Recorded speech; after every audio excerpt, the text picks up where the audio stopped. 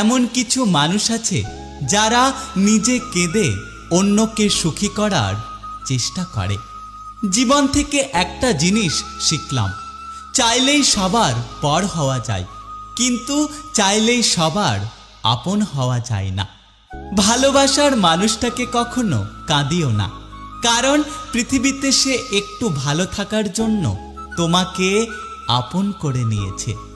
অনেক মানুষ আছে যারা মানুষের মুখের ওপর যা খুশি বলে দেয়, অথচ আমি কিছু বলার আগে চোখের দিকে তাকিয়ে ভাবি মানুষটা কষ্ট পাবে নাকি।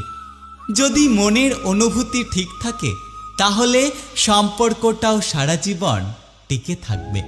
ভেবেছিলাম তুমি আমাকে বোঝো, কিন্তু না, তুমি তো অন্য কাউকে খোঁজো।